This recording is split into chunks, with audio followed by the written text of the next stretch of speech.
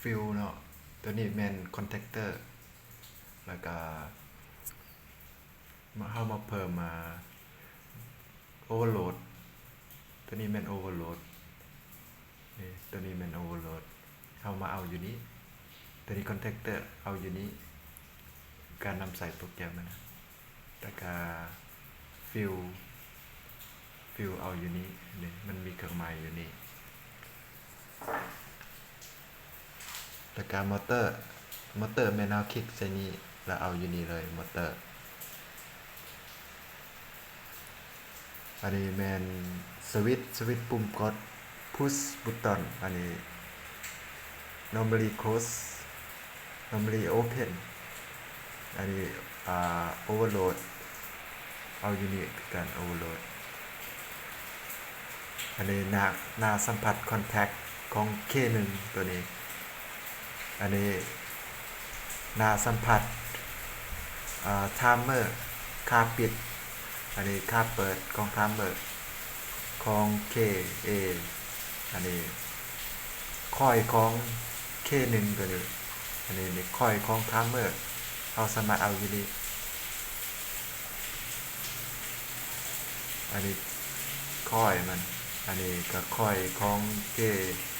contactor คอยของ contactor ตัวนี้ overload อันนี้ overload ส่วนตัวนี้แมนเข้าสามารถเข้าตั้งค่าแบบเข้าสตาร์ทละเข้าตั้งเวลาแล้วก็มันสิสลับการทำงานนะสลับหมุนทางหมุนด้วยเข้าตั้งเวลาเท่านั้นมันก็สลับเท่านั้นนะ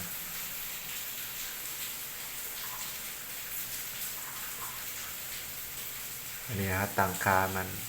อย่าง F1 นี่เบื้องนี้ฟิว F1 ต้องเป็น F1 คือกันอันนี้ K1 อันนี้ต้อง K1 คือกันเบื้องนี้ K2 อันนี้ F F2 ของตัวนี้ F1 อันนี้มอเตอร์อันนี้มอเตอร์อันนี้ตั้งเป็นโอเวอร์โหลดตัวนี้เมื่อเกิดโอเวอร์โหลดมันจะตัวนี้กับตัวนี้มันสิสัมพันธ์กันมันสิเฮ็ดเวียกพร้อมกันว่าซั่นซะตัวนี้มันค้ามันตัวนี้มันคอยมันอันนี้ S2 S1 ตัวนี้ตั้งเป็นสตาร์ทตัวนี้สตาร์ทตัวนี้สต็อปอันนี้ K หน้าสัมผัสของไทม์เมอร์อันนี้คอยมันคอยของไทม์เมอร์อันนี้คอยของ K อันนี้หน้าสัมผัสอันนี้คอยมันต้องตั้งเป็นคือกันอันนี้หน้าสัมผัสของไทม์เมอร์แล้วก็อันนี้หน้าสัมผัสของค่าปิดของไทม์เมอร์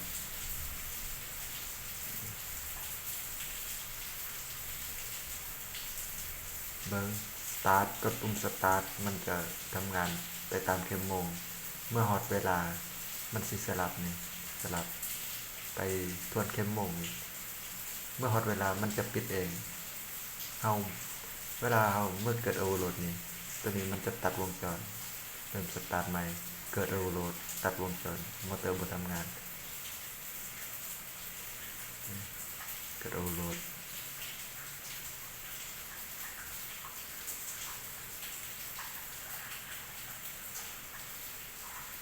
หมุนไปตามเข็มโมงปั๊บเมื่อ stop start stop ขอขอบใจวิดีโอนี้จบเพียงเท่านี้ขอขอบใจ